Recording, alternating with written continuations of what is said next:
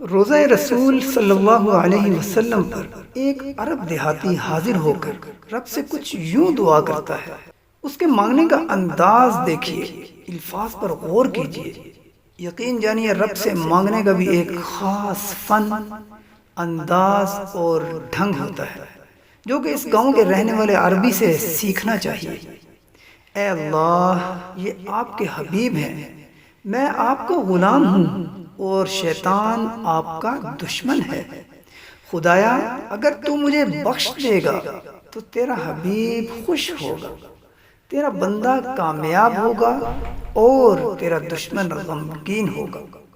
مولا، اگر تو نے میری بخشش نہیں کی تو تیرا حبیب غمگین ہوگا، تیرا غلام ناکام ہوگا اور تیرا دشمن خوش ہوگا۔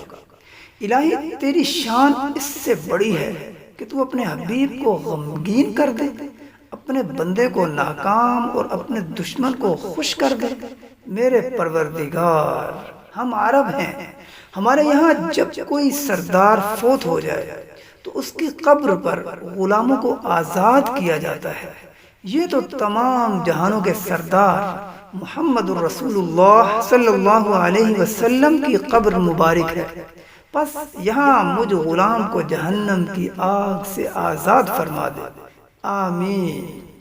میں نے یہ دعا سنی تو دنگ رہ گیا، پھر ان سے بات کی، میں نے اپنی عمر بتائی اور ان کی عمر پوچھی تو معلوم ہوا وہ 95 برس کے تھے اور ان کی والدہ کا انتقال 105 برس کی عمر میں ہوا تھا۔ میں نے ذرا ہچکچاہٹ سے پوچھا کہ اچھی صحت کا راز تو بتائیں۔ کہنے لگے، بس بیمار نہ پڑو۔ میں نے کہا، یہ تو ہمارے بس کی بات نہیں۔ ہنستے ہوئے کہنے لگے، بس کی بات ہے۔ میں نے کہا، آپ بتائیں، میں ضرور عمل کروں گا۔ میرے قریب آ کر آہستہ سے کہنے لگے، منہ میں کبھی کوئی چیز بسم اللہ کے بغیر نہ ڈالنا چاہیے، پانی کا قطرہ ہو یا چنے کا دانہ۔ میں خاموش سا ہو گیا۔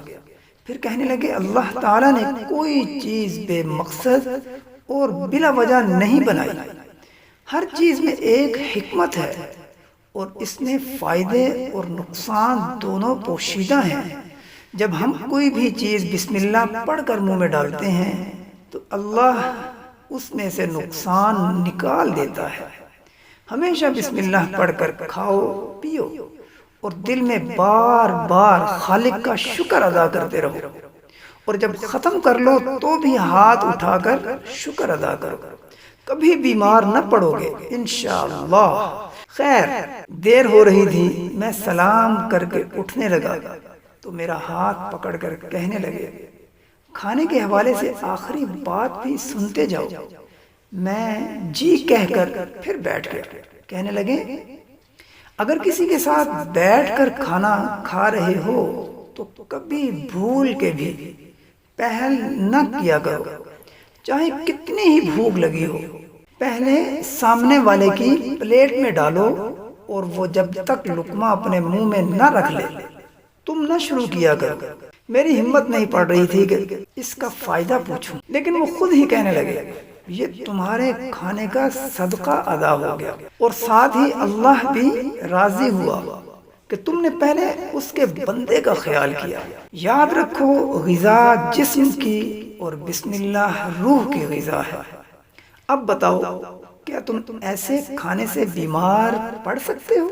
میں شرمندگی میں ڈوبا ہوا بے ساختہ ان کے چہرے پر اپنے دونوں ہاتھ رکھ کر جانے کی اجازت لے کر تیزی سے جانے کے لیے مڑ گیا کہ دین کی چھوٹی چھوٹی باتوں سے ہم اور ہماری اولادیں کتنی محروم ہیں۔ تبھی تو ہمارا معاشرہ ہر برائی میں ڈوبا ہوا ہے۔ اللہ پاک ہمیں دل و جان سے شاکر بنائے اور دین کا صحیح علم اور اچھی سمجھ عطا فرمائے، آمین ثم آمین۔